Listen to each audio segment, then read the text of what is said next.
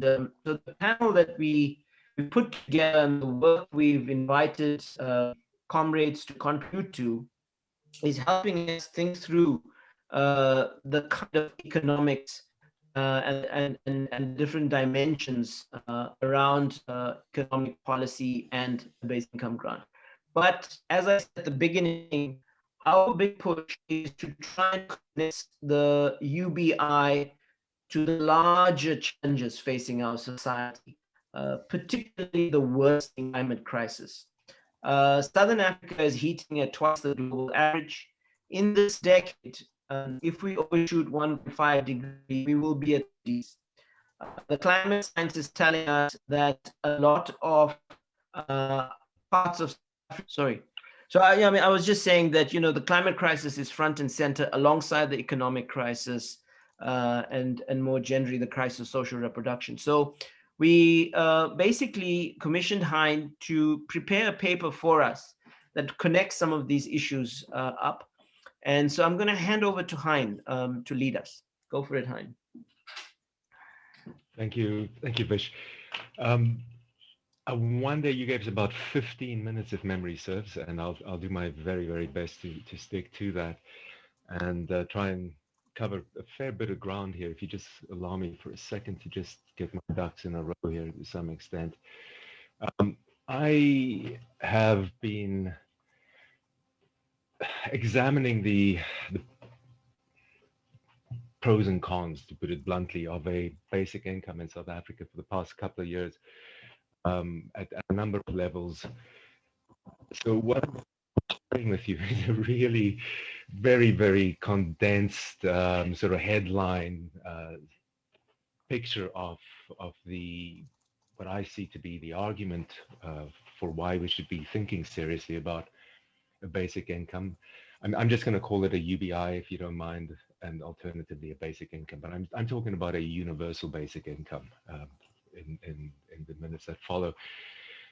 Be sharing with you the case for it, a little bit on the pitfalls of it, and the way in which, as I suggested earlier, it allows us, or it forces us, to think about issues on a much longer time scale than simply what do we do immediately.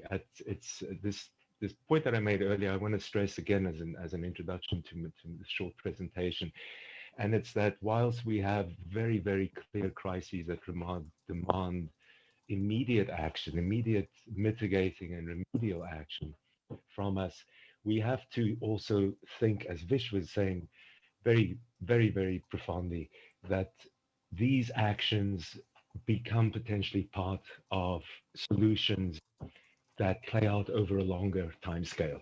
This isn't for me a zero-sum game of a basic income of X rands a month. Simply stays that.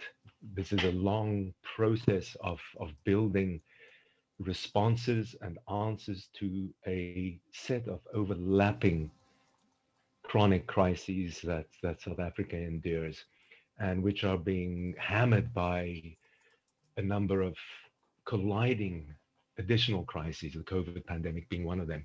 So for me, we talk about a just transition. We talk about the need for a transition to be planned in South Africa as if it's something that lies out in the future. But I think what we're confronted with very, very clearly is the fact that we are living through this transition, and we have been for more years than we perhaps realized. We have this series of upheavals and crises driven by a kind of path dependency of industrial capitalism, which are, to use a terrible cliche, these are chickens that have come home to roost, and the effects of them will keep playing out gradually over the decades ahead, the years and the decades ahead. It's an accumulation of upheavals. They will intensify, they will amplify. We can say with absolute certainty that they will arrive with increasing regularity, but in exactly what form we don't know, which is why this idea of crisis reaction, I think, is a wholly inadequate way of responding. We have to understand that we need some proactive planning and actions that put us in a better place to deal with the impact of these colliding crises, a better place than we are right now, that's for sure. These upheavals will happen in unpredictable ways. They will definitely overwhelm reactive policies. So I make a strong case for blanketing long-lasting interventions, and I see a UBI as potentially one of those interventions, one of those one of those tools that we can use to build a more solid basis for surviving and weathering these kinds of storms. In South Africa's case, this outlook that I've just sketched for you is projected onto a reality, and I don't want to use hyperbole here unnecessarily, but it is a kind of a dystopian reality. If we look at the levels of inequality, of poverty, of joblessness, of hunger in South Africa, and we are dealing here with, let's not forget, a semi-industrialized country, often fated as being South Africa's richest economy, and yet the social experience of this wealth, this potential, is absent for a very large proportion of the population. It is truly, in the midst of a pandemic like COVID, revealed to be a kind of a dystopia. It's an economy that generates vast but maldistributed wealth, and it does it with the labor, the paid labor of about 40% of the population. The rest of the working age population is effectively redundant to this economy as currently structured. We all know what the unemployment rates are. Um, I'll share with you one little detail in there, and it's the fact that around 60% of the unemployed in South Africa are long-term unemployed, which is just a reminder again of how chronic this problem is. More than half the population lived below the upper bound poverty line in 2015. That's more than 30 million people. And about half of them, about 14 million people, were classified as extremely poor. Those are Statistics South Africa data. We know that unemployment is a major determinant of poverty, but it doesn't mean that having a job means you won't be poor either. Large proportions of unemployed workers have wages or paid wages that are so low that they need subsidies from family members and the state in order to survive and afford basic needs. And there's really no indication of dramatic change, especially if we're in the midst of this dual hammer blow of the after effects of the 2008 financial crisis, and then we're getting hit with COVID-19 pandemic and these rolling waves of the pandemic, all happening within one decade. We did not recover. By the point that COVID hit, we had not yet recovered our employment levels to where they were in 2008. It means that we have no prospect reasonably of recovering even at the point we were at when COVID hit in another 10 years. So we're looking at a long scale crisis that worsens and exacerbates. This crisis of waged work, and this is perhaps the fundamental theme that I've attached to in my thinking about a UBI, is that underlying everything we're talking about is a crisis of waged work, is the inability of our economy to produce under current and foreseeable conditions enough jobs for enough people paying decent enough wages to provide the means for a dignified life.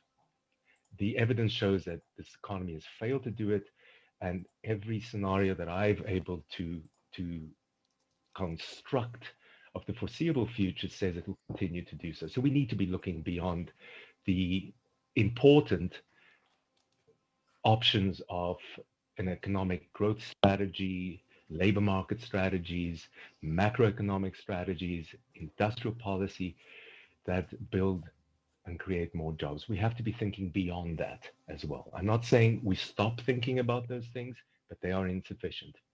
It's an incomplete focus to have when trying to deal with the crisis at the scale that we have in South Africa.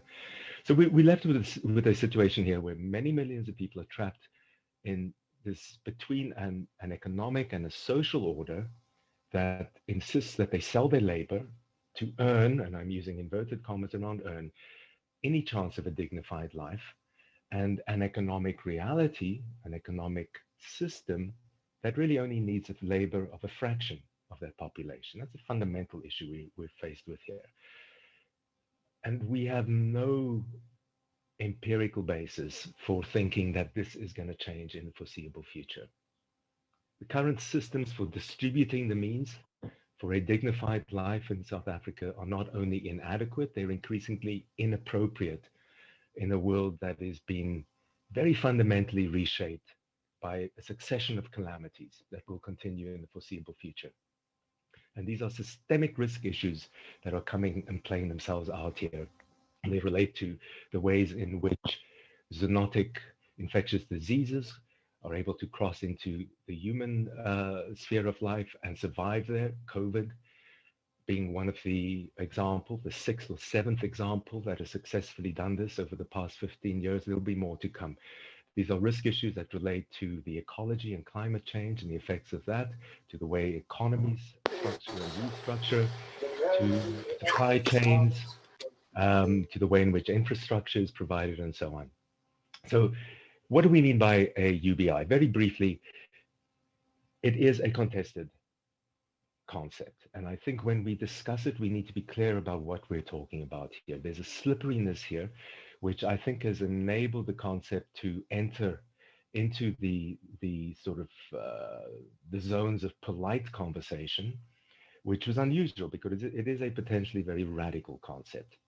And it's the slipperiness of the definition is in that sense an advantage, but it can be a disadvantage as well, because we can find ourselves talking about a UBI, but in fact talking about very, very different things. On the right, on the sort of neoliberal libertarian side, a UBI is seen as a regular income that's paid to individuals and that gradually or immediately substitutes other forms of social welfare provisioning or social protection in there. So it slots very, very neatly into neoliberal ideology. For progressive supporters, and I count myself amongst them, I see it as a supplement to other social entitlements. Fundamental point. It works in addition to the social wage and other forms of social provisioning that either exist currently or get rolled out gradually. So the supplementary feature of a UBI, I think, is vital. It's not I don't see it as an isolated technical fix. It works in concert, in combination with a series of other changes that have to occur in South Africa. And it's only in that combination that it's likely to have the kind of transformative impact or realize that potential for transformation that thrills people who have become acquainted with the idea of a UBI. So what potential impact can a UBI have in a society like South Africa? The colleague from the Department of Social and Social Development mentioned that they've been looking at some of the pilots. What I'm going to briefly summarize for you draws on some of the evidence from those pilots. It also draws on evidence from larger cash transfer programs and also on the income, rather the impact that minimum wage increases have had in countries. First thing we know is it will definitely reduce poverty. It will also reduce household debt. Great deal of evidence pointing in those directions. Depending on how a UBI is financed, it could also reduce income inequality. We can talk about the variables there. It's not guaranteed to, but in the ways in which I would propose that it be financed, it would reduce income inequality. It also has a number of other social outcomes that are important, including improved maternal health, improved child nutrition, improved education enrollment in school, including improved schooling performances, people getting better marks at school. It has been shown to reduce psychological distress. You can imagine households who now know that they have a regular income rather than not knowing how they're buying food for the next week. There's some evidence that it improves the autonomy of women, although there's some controversy around some side effects of that, which I'm not going to get into here right now. At the level of the economy, it should boost, and Asghar can perhaps play this out in more detail, it should boost aggregate demand for basic goods and services. And because this demand is getting boosted in households which are low income households who spend most of their income on very basic services and goods, it's likely to have a kick-on effect on local economic production and possibly labor demand. It has another effect which I think is sometimes overlooked, and it's the fact that it enables workers, especially low-skilled workers, not to have to sell their labor at the going rate, which can help shift the balance of forces between low-skilled workers and employees. It does this by effectively tightening the labor supply, and it can have the effect of increasing the reservation wage, so the lowest wage at which a worker is likely to perform any given task. If that series of trigger effects happen, it can drive up wages at the low end of the wage spectrum. So it potentially also has a labor market impact, and which is an impact which can particularly benefit low and semi-skilled workers at the bottom tiers of the wage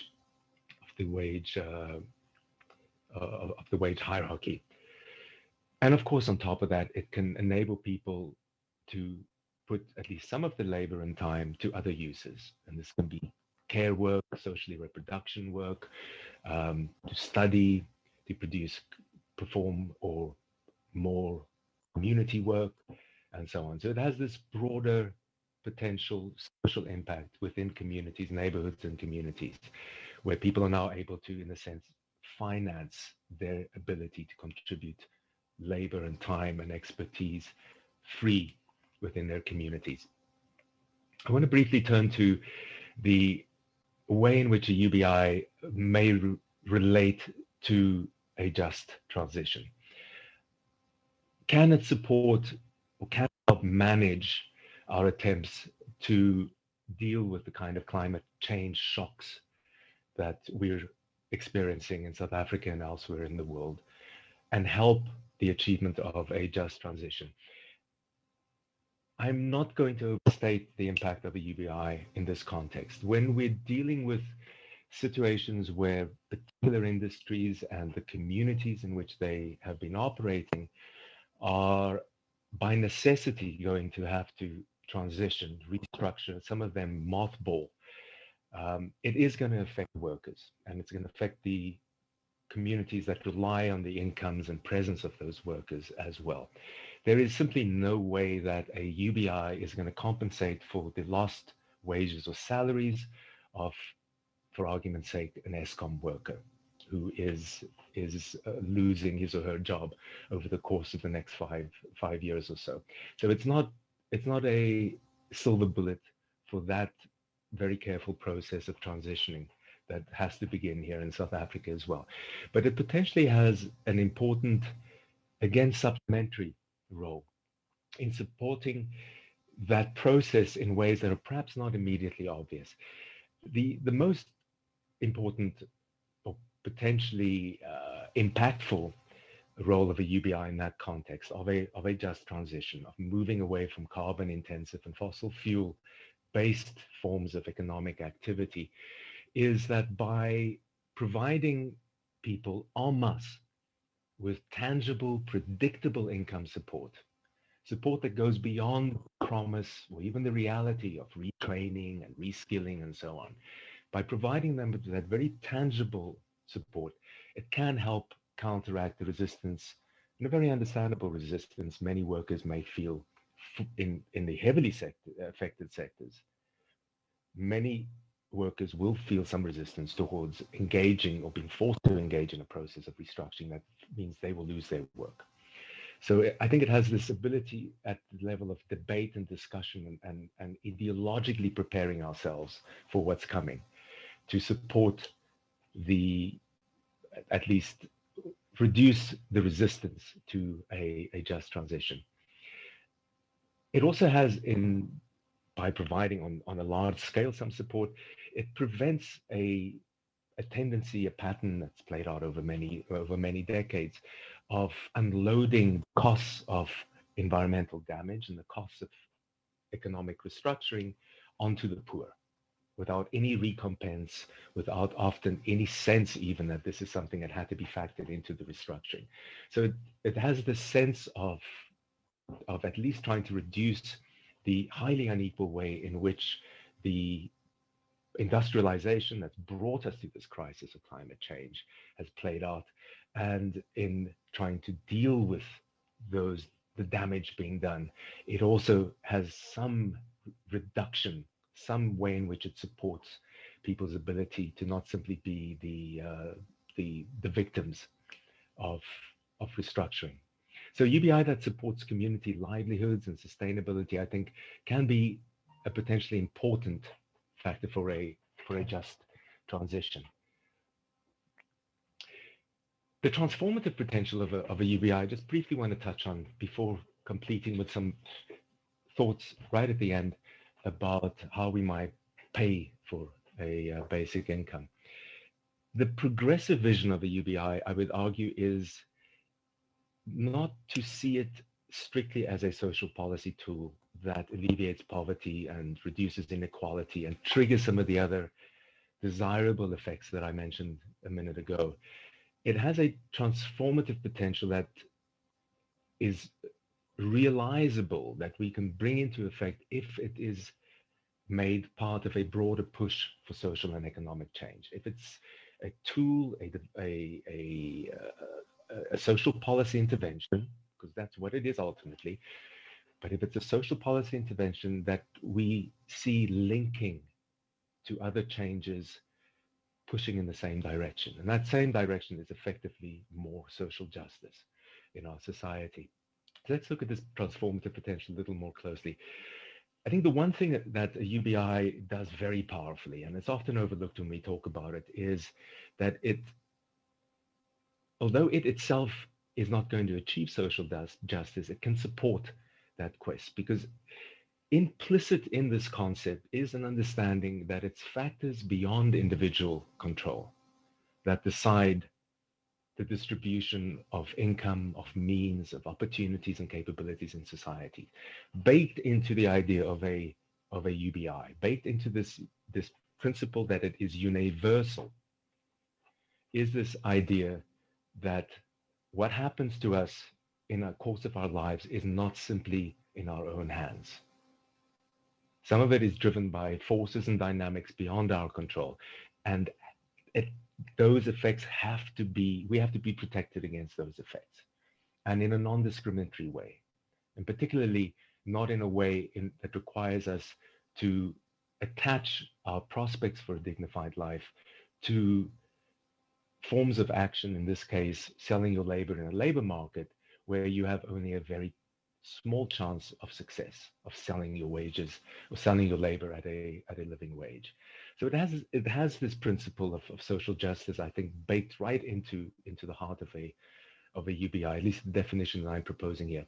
It implies that value in society is produced by society as a whole, not just by those who claim to be entrepreneurs or hard workers, and that the entirety of society is entitled to a rightful share of the social product. It's a radical proposition to make, but it is a self-evidently correct one to make. So in this sense, a UBI challenges very fundamentally how we think about entitlement, about who has the right to claim an entitlement. It challenges how we think about the way in which income and other capabilities are distributed in society. It raises, I think, very crucial questions and important ones about our assumptions about the kinds of claims we legitimately have on each other as individuals, that we have on other institutions in society, businesses, that we have on the state. It challenges very basic assumptions that we have about the roles and duties of the state as well. It's a concept that I think in us debating and discussing it draws up a very, very rich and necessary debate about the kind of society that we want to see in South Africa and what needs to change in the way in which we think about entitlement, the way we think about the state. Because ultimately, as I said, although it is a social policy tool, it is potentially so much more than that, and needs to be so much more than just a tool if it is going to realize its potential. Briefly, I want to touch on the question that many discussions about a UBI start with. And I've gotten this from friends who are instinctively supportive of the idea of a basic income, as much as I have of people who are reflexively critical of it. First question you get is, can we afford it? This is a rich and important discussion, but I want to start off with a very brief summary of some of the issues there by saying the blanket assertion that a UBI is unaffordable in any society, but we're talking about South Africa in particular here, is unsound. You cannot, no one can make that claim as an abstract statement of truth. And the reason for that is quite simple. It depends on the amount we're talking about. It depends on how we define eligibility for this UBI. It depends on how the UBI is designed. It's only once we have put flesh on those three questions that we can then, with some confidence, start pronouncing about whether or not it is affordable or not. That's the first point I want to make. The second is that we think often about a UBI as a, I put this, a kind of a slam dunk intervention. We set a ideal amount, a demand, rather amount to our demand, and there's this position, I see it a lot when you look at discussions in Europe and in North America around it. Nothing less than X will do. Switzerland a few years back had a referendum on a universal basic income. They demanded the equivalent of, I think it was, let me get this right because I have to do the currency conversion. It was 2,500 Swiss franc, which is somewhere in the region of 35,000 rands a month per person. They presented this as the absolute non-negotiable demand. They lost it, the referendum on it. I think that whilst it's necessary to have those kinds of goals, those kinds of horizons that are ambitious, we need to understand as well that a UBI amount need not stay the same all the way through. We can start with a smaller, reasonable amount, and it can be phased up. We can also phase in a UBI in terms of who is eligible to receive it, the way in which it's matched to other criteria that we attach for eligibility and so on. So that's the first point briefly about the affordability in there. We can only speak with confidence about its affordability once we've answered a series of other questions. And there are no single answers to those other questions. There's a lot of flexibility there.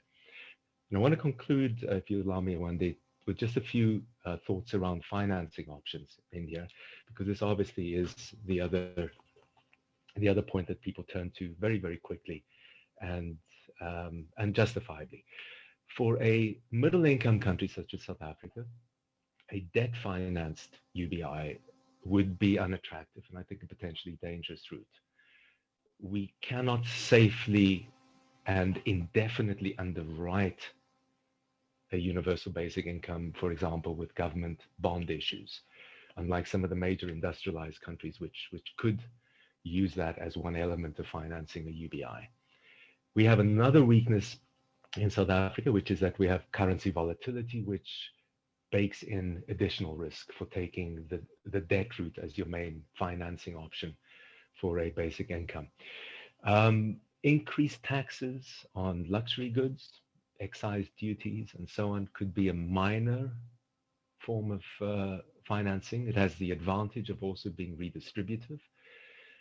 Increasing VAT, which was one of the favored financing sources during the big campaign in the early 2000s, at least for some of the economists who were doing the modeling back then, would be regressive, all else being equal, for the simple reason that VAT represents a much larger share of spending for low-income households than for higher income brackets. Income tax is an option. There are serious issues there which we can discuss later if people wish. I think both ethical, political and ethical issues around it, in the way in which it tends then to divide people's reactions to a universal basic income, um, and builds in a sense of resentment around the concept. There's an additional problem, I think, in the sense that our income, at least when it comes to personal income, the source of that redistributive income tax is fairly narrow compared to the industrialized countries, which would mean that it would at best be a partial source of income for it. There are a number of other options that I find more attractive. They're all partial. None of them will on its own suffice. One is a carbon tax. It's a very attractive financing source. It's already in wide use. We have something, if you are very, very, I think, indulgent, we have something of the sort in South Africa already, although the rate at which it's being pegged in South Africa is shamefully low. There's a great deal of room there, I think, for using in South Africa, for using a higher carbon tax rate as a source of financing a UBI, and of course uh, the kind of measures needed for a just transition. A tax on financial transactions is often also mooted. This would be a levy on the transfer of ownership of designated financial assets. This is Yanis Varoufakis likes this idea a lot.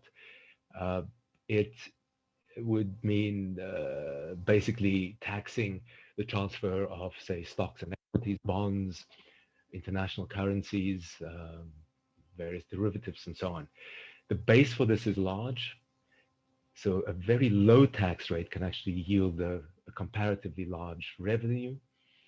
The potential for it to be the source of a large part of financing UBI in South Africa, I would imagine, is not very big, but Asghar and others can perhaps correct me on that. And then finally, an option which doesn't get mentioned a lot, and it's a land value tax. It's a tax that it's not the same as a property tax, but it gets applied against the value of real estate minus the structures built on it. So it's the actual land in there. And it's a tax that would recognize that the value of individual assets is derived from, and it's dependent on larger collectives. It's dependent on what happens around one, not just on what you've done with the piece of land that you've now gone and built on yourself.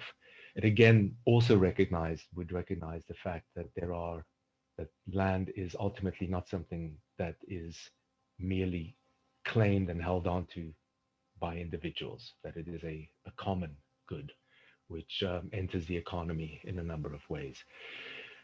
I want to finish there, and just with the brief reminder then that the potentials of a UBI, I think, are immense. The transformative potential of a intervention like this is much wider than I've been able to sketch in these few minutes here.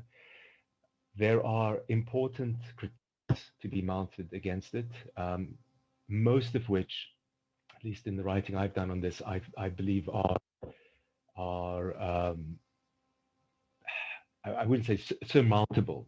They are answerable. I think some of them are based on mistaken assumptions, but there's some important involved in it. And I just want to touch in concluding on a couple of them. The one is that there is the risk of a UBI, even if framed progressively in the way in which I've tried to do here, of a UBI being captured and turned into a device to erode other forms of social provisioning and social protection in society, with the argument that this has become fiscally unsustainable, we have to cut somewhere, and we will cut, and you can just see the arguments flow from that. Well, it might be that it's better giving people money to do something, to do X with, therefore they don't need this particular form of social protection that we used to provide. This way of thinking is very, very prevalent in the rest of Africa around cash transfer grants. And I can discuss a little more on that later. That's the one risk involved there. The other risk is just beating the drum Vish was beating earlier, and I'll keep doing it, which is if we think about a UBI as an isolated technical fix, a technical intervention that fixes a whole bunch of problems for us and can just be left at that, I think we are going to be doing ourselves a disservice, and we will potentially undermine even some of the most basic advantages that it can yield in society. It has to be thought of as part of a wider set of adaptations, restructuring, and transformative change in South Africa. And that those changes have to touch on our social policy system, they have to touch on the kind of economic system we have, and they have to fundamentally also link with the way in which we build a just transition, the way we restructure economic activity and livelihood building in South Africa over the decades to come. Thanks so much. Thank you, Hein, for that excellent input that speaks to the transformative potentialities of universal basic income grant for the country and kind of situates it for us in this kind of larger perspective, transformative perspective. Without wasting time, I'm going to hand over to Gilad Isaacs from the Institute for Economic Justice. They've done some excellent work grappling with some of the issues that Hein has triggered around financing, costs, and things like that. So over to you, Gilad. Excellent, thanks, Vish. Sorry, I thought I was going third, so apologies. And thanks very much for the invitation. It is really great to see this group on this call and the engagement with this. The Institute, our side, has been engaging in these conversations from two sides. The first is the extension of the existing social grant package, and the second is the advocating for the then implementation of a UBIG. And my input now draws from a policy brief, which we have a draft of at the end of last year and a final version coming out early this year. And Neil Coleman, who's also on this call, is leading our work in that. I'm going to switch between my face and a PowerPoint just to try to show you some empirical work which we've done also. And I'm going to skip the kind of introductory stuff. You can probably hear our dog howling in the background. If you give me 1 second. He gets very upset when anything happens without him, but he is in favor of a UBIG and just expressing his support there. So, I mean, leaving aside some of the introductory comments on the nature of what a UBIG is and so on. The first thing I'd like to say is that we feel that it is really important. Sorry, guys.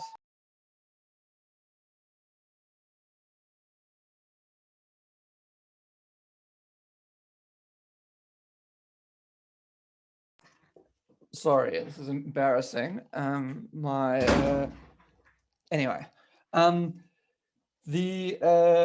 we feel it's very important to have this conversation, but before doing so, just to put a sort of preface around the importance of the extension of the social relief of distress grant and the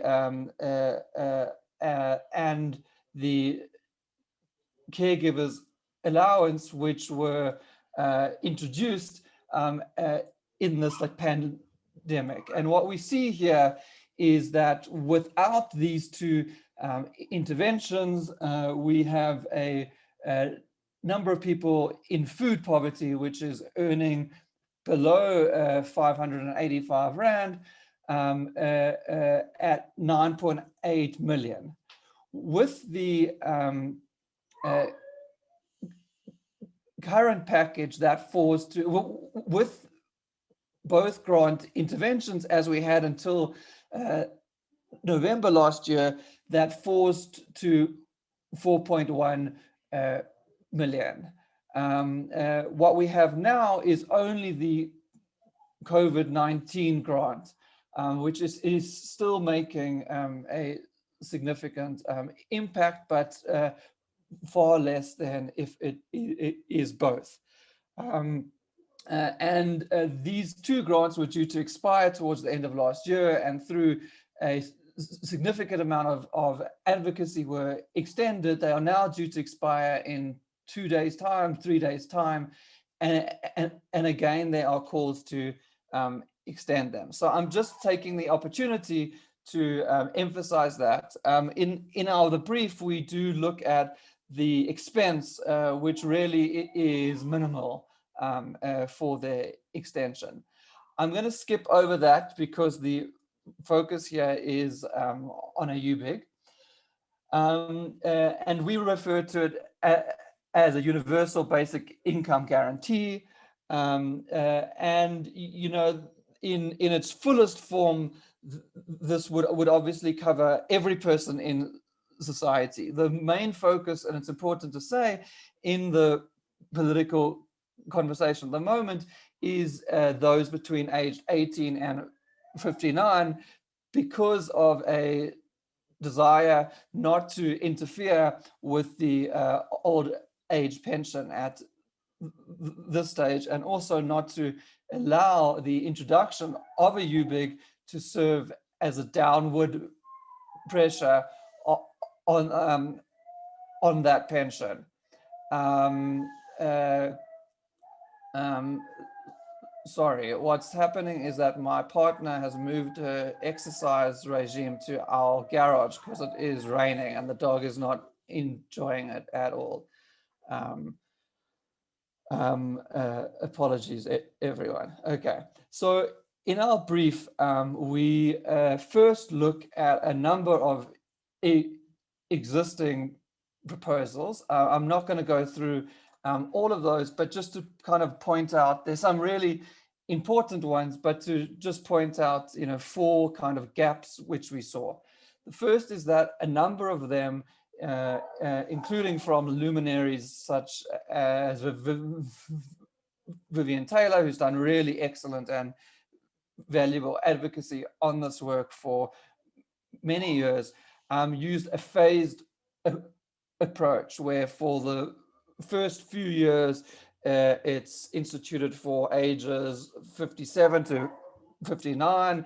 It is then introduced for other ages and so on. In our view, this is it is complex, it is cumbersome, and it's potentially less effective. A number of the proposals actually use outdated poverty lines. In a number of instances, we hear of tax options, but without quantifying these, and also in certain instances, an absence of firm recommendations. So, you know, we try to supplement these. What I think is so important about Asghar's work, which we'll hear about shortly, is that it takes it one step forward to then also estimate the impact. So, you know, if we're thinking about what it should be, I think there's different ways of thinking about this. There is, as Vish said earlier, the notion of a transformative vision for what the UBIG could be. You know, and there one looks at amounts in the thousands, you know, at 3,500, 4,500, you know, some people have mentioned 12,500. You know, what's important to note is that amounts even in the 3,000-4,000s, you know, take up about 1/3 of the total annual fiscal expenditure. And so, you know, would be most likely unimplementable in the immediate term. So the question then becomes, how do we move between something which is implementable from April but also maintain some kind of a longer term vision. And so we look at the various poverty lines, food poverty line, which is the essential amount of food needed, lower bound, which is food and certain necessities, and the upper bound, which is food and a basic basket of necessities. We also look at the 2.5 and 3.5 thousand. This brief is really focused on making an immediate intervention in the short term, and not sort of positing the long-term transformative vision. But of course, that's something which the two need to intertwine. We also look at who is getting it, okay? And there's really three categories here, and these three categories relate to what's being said publicly. The all, as I said, is not actually everyone. It's those ages 18 to 59, and it's everyone in that age group. The second is we look at all, but with partial uptake, because we've learned from all the other grants that have been implemented, particularly in the first few years, there is not full uptake of those grants. And so it's worth understanding what its cost implications are with a lower uptake. The third is that people have spoken about this as targeting the unemployed. Now, it really makes no sense to target the unemployed because, and to exclude from the unemployed the informal sector workers. There isn't a database of informal sector workers. So, if someone applies at like a SASSA office, there's really no way for SASSA to determine whether they're informally, whether they're unemployed, whether they're not economically active. And so we look at there is a way to tell if they're not formally employed, which would mean if they're not receiving any UIF compensation. But the other category of a narrower one would be the not formally employed. I'll speak at the end about why we aren't prioritizing that category. So the first thing which we do is try and estimate a cost for what it would mean for these various categories. You'll see here that the category of not formally employed is these three sub-elements here. And so in this table, these three sub-elements are listed as the fourth, fifth, and sixth, with the not formally employed being the aggregate of those when taking account of overlap, which exists between some of these categories. So we see here that the all group is about 34 million people, and that there is various levels of expense depending on the level at which it's set. Just, what I was saying earlier, the total fiscal expenditure is, I think, now about 1.6 trillion, and a 3,500 Rand basic income for the all group would be 1.4 trillion. So almost the entire fiscal envelope at that stage. So you see at a food poverty line, it is 240. For the lower level of uptake at a lower bound, it is 205. The upper bound for 80% is 413, and so on. Okay. I'm assuming that everyone's still there and I'm still alive and everything's fine, unless I'm interrupted. Okay. So, we're all here. Excellent. Thanks, Vish. So, that gives a sense of what we're really talking about in terms of costing for this implementation. The next element is around the issue of financing. I see that, Janet's asked a really important question about immigrants, refugees, asylum seekers. And actually, the debate so far, in our view, including some of our work, has really marginalized this group and has insufficiently looked at it. This data is from Statistics South Africa and refers to, in my understanding,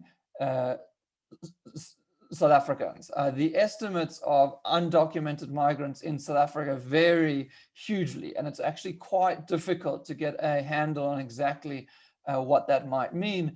It's also that all implementation strategies put forward so far require a South African ID, as do existing social grants, which is one reason why existing social grants aren't receiving full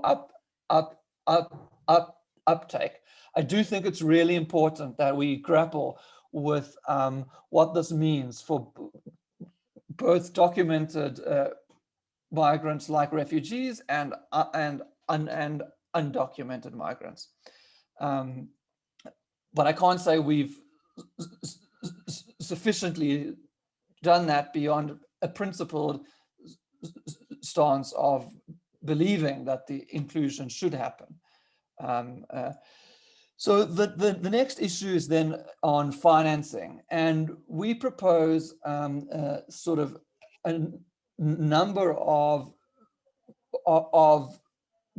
principles which should underlie the tax policy. The first is that there should be a recouping of the amount from those with a certain level of taxable income. Okay, so if you earn over X amount, you are increased in taxation and it is recouped. Okay, that if you are to tax incomes, it must be progressively so, that it's crucial that we are exploring wealth taxes, that a key potential instrument is the limitation of existing tax breaks for those with high incomes, that there's a number of ineffective corporate tax breaks, that we should tax environmentally damaging behavior, and of course that we can raise additional revenue through both a reduction in wasteful expenditure and in tax evasion. So we see that we estimate there's about 150 billion rand that's immediately available, and by that we mean which could be implemented in the upcoming budget. I'm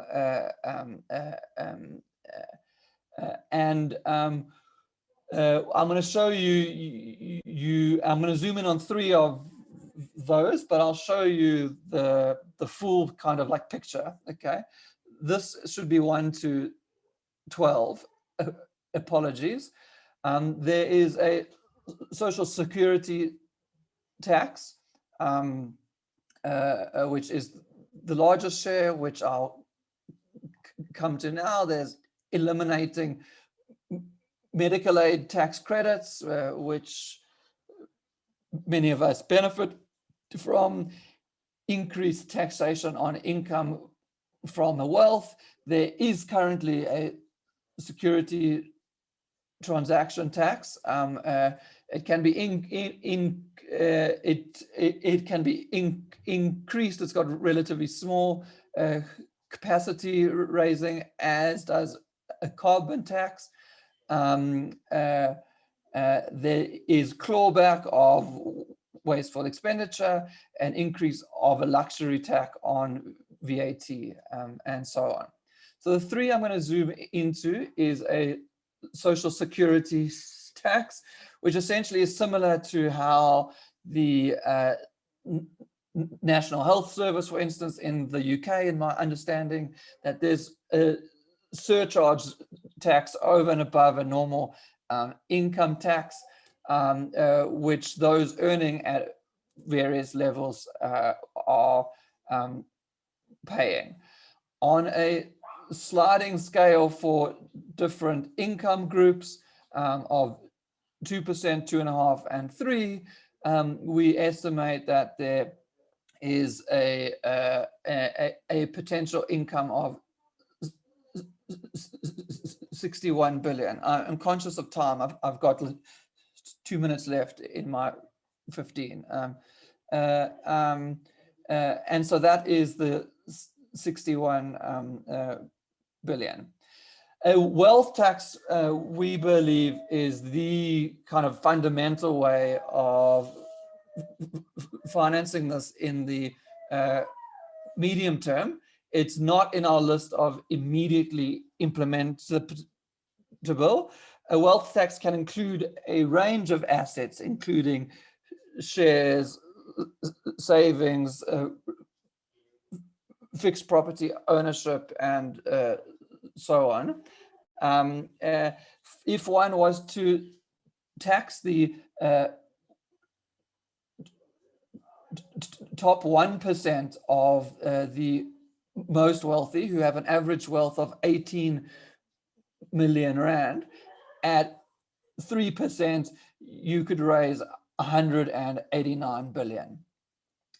The other third thing, which I just note, is that we should also bear in mind that the UBIG would result in increased expenditure, and that a portion of that increased expenditure would be received back in VAT from the various goods and services bought. For the all group, at the food poverty line, we estimate about 30 billion is recouped. Not all of the expenditure is VATable, because some of it's spent on VAT exempt items, and we look at the types of items spent by lower income groups and estimate that about 80% of those funds would be spent on VATable items. So, okay, so the last thing is to ask, in this context, what becomes affordable in the short term? We do acknowledge that there is the ability to debt finance a gap in this in the short term also. So using this figure of about 150 billion in the short term and about 250, or I think 230 in the medium term, sorry, it's actually, it's 330 or 40 in the medium term. We analyze what becomes affordable, okay? And so if we had to think about from April this year, from April, assuming a 60% uptake, which is pretty much the most one could assume in the first year, you could implement this immediately for all between 18 and 59 at the food poverty line, okay? Of course, you can look at all various permutations. At this 340 billion amount, you can institute it for all not formally employed at the upper bound, or for everyone at 100% uptake at the lower bound, and so on. And all of this sort of comparison is available. So we would, have staged recommendations in this, and I apologize, I'm now 2 minutes over time. It's my last slide, to look at immediate, short-term, medium-term, and long-term. And these actually comes from work done in November last year. So the 5-month period was in reference to that time. But essentially, the immediate, in principle, is the same, which is the extension of the COVID short-term grants and the increases. In the short term, we see that there's the immediate ability to implement a UBIG at the food poverty line. Government has resisted going above the 350 level for the COVID grants, so a level of 585 would in some ways be progress. In the medium term, the implementation of a wealth tax to increase this, and in the long term, following a process of consultation to define a amount which society deems as acceptable, and to look at a overhaul of the whole social security system, which may bring children and the old aged into a universal basic income. We note that there are various calls for this overhaul to take place instantly by the Minister of Finance, and that's really an attempt to overhaul things downwards. So we believe that the overhaul process should be based in the medium long term, based on an engagement with society. And that is our input. Thanks very much. Thank you, Gilad.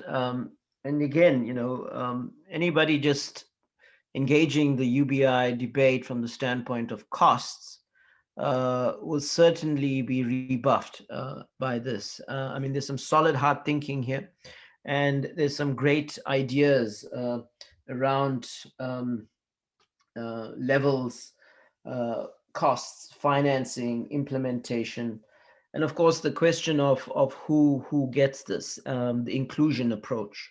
And I think that's a very, very crucial principle anchoring where we are all coming from. Now, without further ado, I'm going to hand over to Asghar, who's done some modeling, and then we'll open it up for further engagements. There's some great comments coming through the chat line. And again, thank you to our colleagues from the Department of Social Development for being here. I think there's about 5 of you here. So feel free when we open this up to engage and raise whatever questions you like. Okay, over to you, Asghar.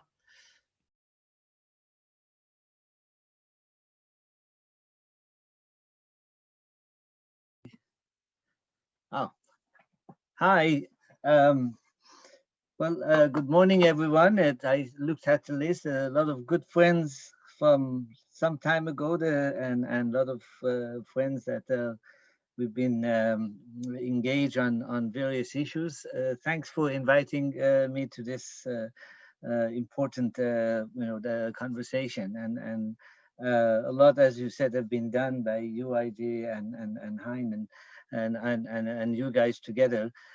So what I engaged in, and this is just the initial presentation of it, is that I'm going to just try to briefly raise a few questions and answer those, try to see how we have answered it in the modeling. And the first raise 5-6 questions. One is that what can modeling techniques potentially add to our analysis of basic income grant?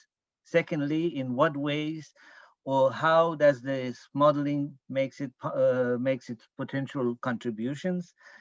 Third, what is the model that we have used? What are its features and capabilities? Fourth, what are the specifics of the big UBIC scenarios that we have used? Next is that what are some of the key findings, initial findings, and then the next step. What are the next steps? So I will not do justice to these questions, just to give you a little bit of context. Um, so what can the modeling techniques potentially add to this rich discussions that Gilad, the work that they have done, and Hein's analysis? Well, I think it adds, um, I will argue some additional rigor probably to our argument. It pushes us to think through the issues from additional lens. So, for example, analyzing the impact of the different scenarios on poverty, on inequality, and comparing these scenarios' impacts and effectiveness, their effectiveness. If you look at, for example, the table that Gilad showed us about the cost, underlying that table, there are 42 scenarios for BIC, BIG. So how being able to figure some of these out, the modeling can help us, and it forces us also to become a lot more specific about our proposals. The process of developing the model scenarios requires that we think through our proposals in terms of what, where, when,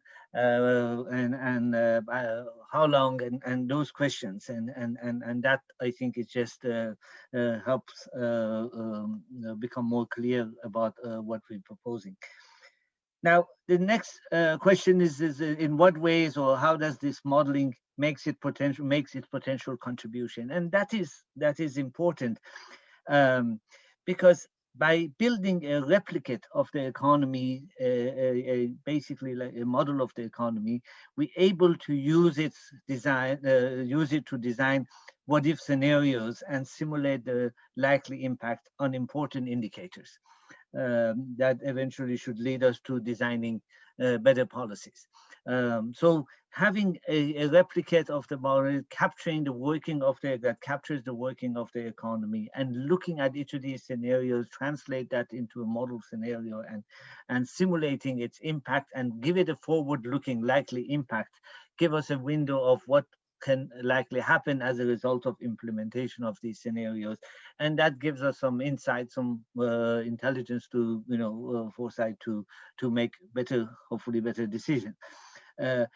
At the same time, how a model is built plays an important role in this process. So, as you know, there are various approaches to this, and the main ingredients of these, the models are basically economic models or economic theory, data, statistical techniques, and computer programming, bring it all together to build that the replicate that we use.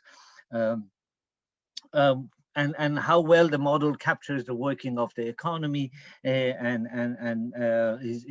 very important. And that brings us to the next question in terms of what model have we used, what are the features and capability of this model. We've, as some of you know, ADIS has built a suite of South African models over the last 20 years. And the model that we have used for this project is called the dynamically integrated macro simulation. It's a model that basically looks at the interaction between the interaction between the macroeconomic structure of South African economy and households, individuals and households. It links the two so that what happens if the economy become more job creating, better paid jobs, and others, it distributes it to among the unemployed, and it impacts demand for social security, cost of social security, it impacts taxations and poverty and inequality of households, and that feeds back into the macro part of the model. The model is an econometric model. It's a heterodox model.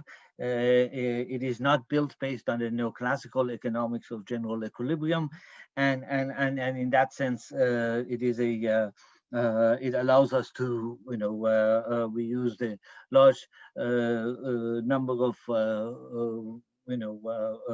regression analysis captures the basically dynamics of the investment decisions, labor market operation, production activity in the economy, and other key variables. It's a sectoral model, and in the report, you will have a summary of that model as well. So we use this replicate of the model. We've used this model for a number of projects and reports over the years. It has a web-based, it has a web platform, and it being kept up to date. So we use that model to develop the scenarios for the BIC, for the UI, for the big. I call it big, and I hear that you guys are referring to it differently. The scenarios, because on the one hand we have the various social security program of the government is captured in the in the model, and we can see the what if scenarios about introduction of any of these the scenarios relating to the basic income grant, and simulate the model impact of it on the economy, on the cost, and its vibration into the macro economy and back in the macro. So we needed to be very specific about the scenarios that we have. We received from you a list of scenarios for the basic income, and ultimately, and so far, we've designed three categories of scenarios, which captures what Gilad was referring to. There were three scenarios on the unemployment grant, capturing unemployment grant. That these are designed that are basically to capture all the unemployed, broadly defined in the economy. The scenarios differ in terms of amount of the grant, and share the features, the following features in terms of the eligibility condition for that grant. Person should be age 15 to 64. It's unemployment, basically age 15 to 64-year-olds is not expected to receive any other grants. It's not expected to be in school, and the model then uses the three different poverty lines: 585 rand for 2020. 840, the lower bound poverty rate, and the upper bound poverty rate. These are all these poverty lines that Gilad also referred to. These are 2020 poverty line. As the model simulates, and we assume that the basic income is implemented on 2021, they upgraded. They are the grant amounts are uprated by 5%. Which is basically the average poverty line growth in using the Statistics South Africa. So every year the amount of the grant adjusts by 5% starting from implementation. We assume that it gets implemented in 2021. We can start it any year, but we implement it from 2021. So three scenarios relating to the unemployment grant, and then we have 5 adult basic income grants that we have used given the information that we received from you. And this is for age 18 to 59-year-olds. The scenarios differ in terms of the amount of the grants again, and also whether the current disability grant, which is used for adults, is an adult grant, is being kept, or it is being put aside. So the first three scenario assumes that an eligible unemployed will receive a monthly grant amount of 585, and go from there. And then under the first three scenarios, all other grants, current government grants, basically the pension, child support, care dependency grant, and disability will continue as before. The first three amounts, basically, these are lower than the current. First, this is basically adult grant. It doesn't cover the children, so the child support grants and care dependency grants continue.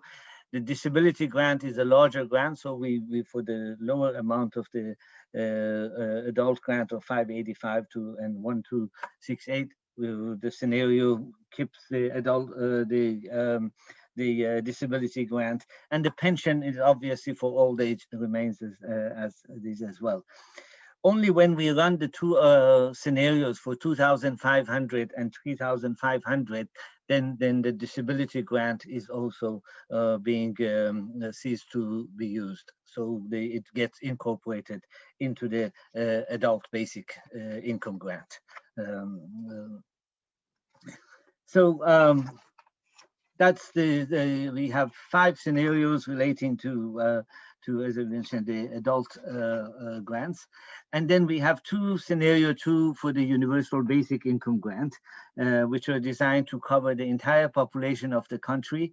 And we have so far looked at, we've looked at other possibilities too. 585 operated annually, and 1,268 the upper bound poverty line operated. So under the universal basic income grant,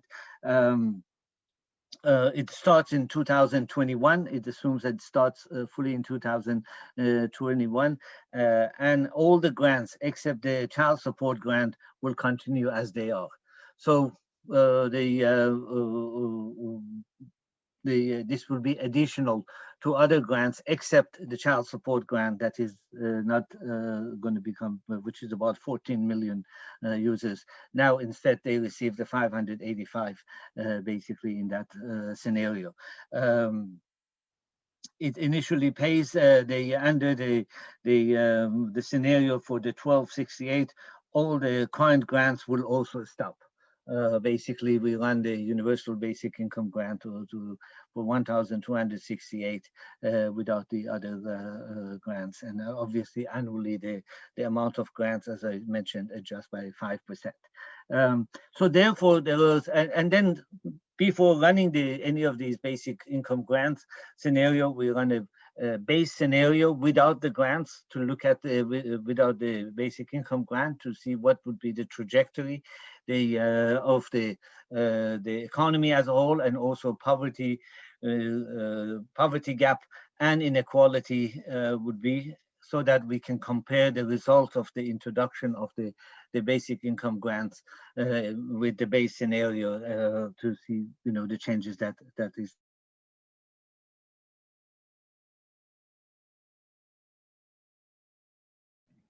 Hello, Asghar, are you fading out there?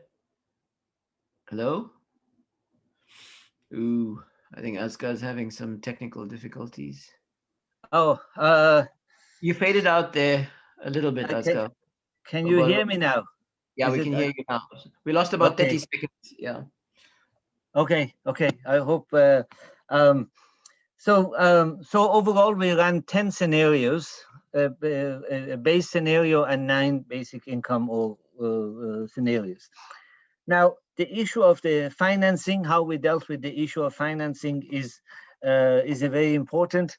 As was mentioned, there are many different options. Originally, we were focusing on using the tax brackets and VAT combinations, and but eventually, given the size of these scenarios, the cost of these scenarios, which ranges about from 67 billion a year to about 1.8 trillion a year, depending on from unemployment grant going all the way to the basic income, universal basic income grant of about 2,500 a month.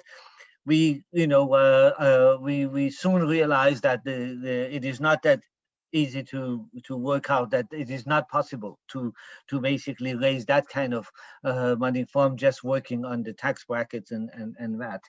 And again, so what we have practically done is that we said we have used our starting point has been that that we need to increase the tax rates in such way that the higher income household should basically,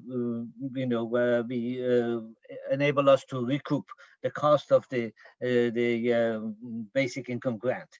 Now, what mix of taxes will be used at the end of the day? We're talking about the upper income households have to pay, whether it is from their income, whether it's from their wealth, whether it is from landowners, or whether it's from financial transaction, they have to pay. So what we did operationally in terms of the modeling, wrote a set of codes to allow basically the first two quantiles of households in the macro simulation part of the model, where there's taxes and poverty, social security, all that operates. The first two quantile, as they receive any of these grants, they keep that, and basically they, it doesn't add to their taxes, the third quantile, which is about each of these quantiles are about 10.5 million in each quantile. They pay back basically equivalent. There will be some taxing that the tax liability goes up equivalent to what they receive as a result of this grant. The fourth quantile, we wrote the codes that will include that they will have somehow, through a mix of policies, those households will pay 1.5 times the amount, the tax liability goes up by 1.5 times. And the fifth quantile, the tax liability goes up by 2.5 times the grants they receive. If the grant is higher, they receive it, and then they pay 2.5 times more. That allows us to basically, in terms of creating, in terms of accounting, in terms of the balance in the model, and that allow us to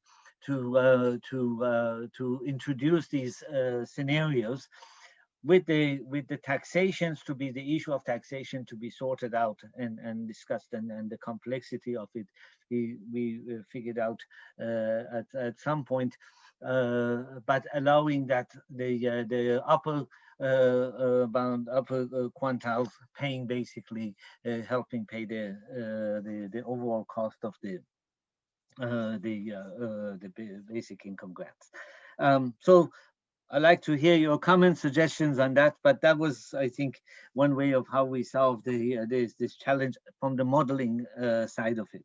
It doesn't mean it's been resolved, but it is, saying that at the end of the day, we said, well, we shouldn't just focus on the income alone. It is, as we discussed.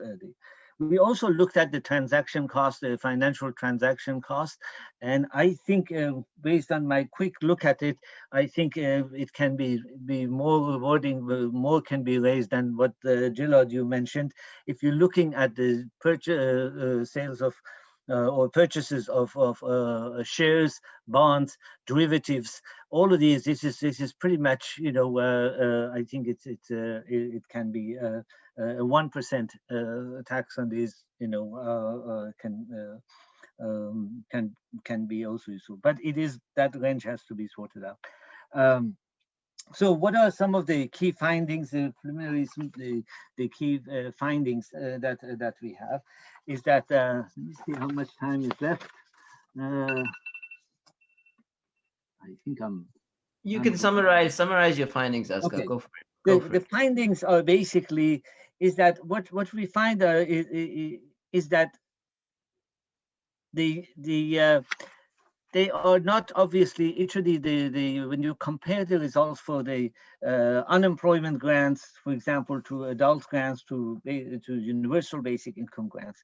Some of these scenarios, they're actually very costly, but with not that much improvement in poverty inequality. For example, if you compare the unemployment grant of 585 starting with the adult grant of the same amount, adult grant of about 6 times higher, costing more, but in terms of its impact on poverty and inequality is very little, and depth of poverty is very little, not much different. So the unemployment grant is much better. It costs 67 billion as opposed to 168, as opposed to 260 billion. But in terms of the poverty and inequality, it is, almost give you almost the same thing.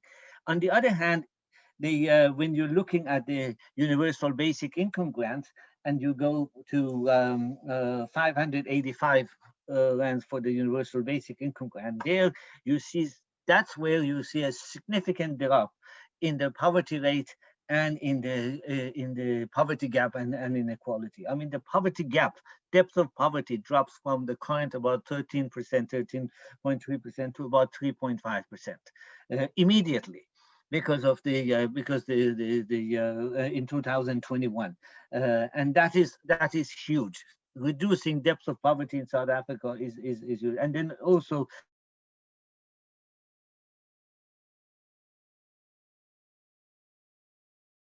Mm. We lost Universal basic income 505 already being effective in there. I Go ahead, Asghar. Go ahead. should I stop there? I can. Go I ahead. think You I can. stop here because I. Okay. Um, Are you sure? I'm willing to give you some time. yeah. Okay. The look the in terms of the number of the grants move from, we are looking at the number of new grants ranges from unemployment grants of about 9 million to all the way to the 59 million of the population. So it's and in between you have the adult grants of about 35, I mean about 35 million.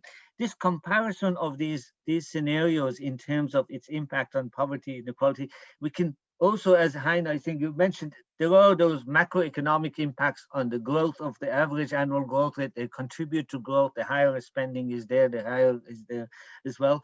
But in terms of, if we're looking at it as dealing with the poverty and inequality in a balanced economy, this is, some of the, the difficulty we have had is the universal basic income with higher than the 585 per there, suddenly the numbers become significantly higher, obviously, from about the 950 billion. If your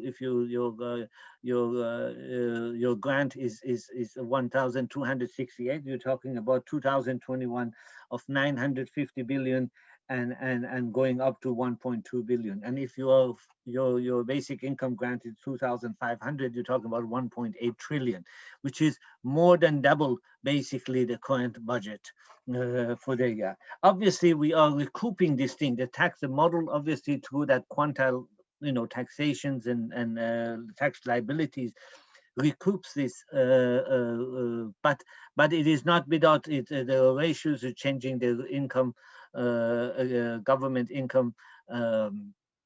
GDP ratio and expenditure GDP ratios simultaneously significantly go up. And there's a good amount of instabilities that are also or volatility, not instability, volatility that comes there. One of the challenges that we have right now is that we are having an economy and at the same time the model as well, where it is being shocked through the COVID. So we are running these scenarios on top of the COVID scenario that the model already has, and you'll see that in the report that we produced last year on COVID. So that means there is this V-shaped, W-shapes. These variables are already being disturbed, and now if we introduce in 1 year, for example, universal basic income of 2,500. It creates a lot more volatility in key variables. So it's unavoidable to, and not easy to stabilize. But it is still a work in progress. I think, I was hoping to be farther than this, but I think some of thanks for the opportunity to share some of these initial results. Thank you, Asghar. Thank you so much. I mean, I think what this demonstrates is that beyond the kind of broader intellectual perspective, transformative perspective, and the kind of technical work, we also have some robust macroeconomic thinking behind our argument.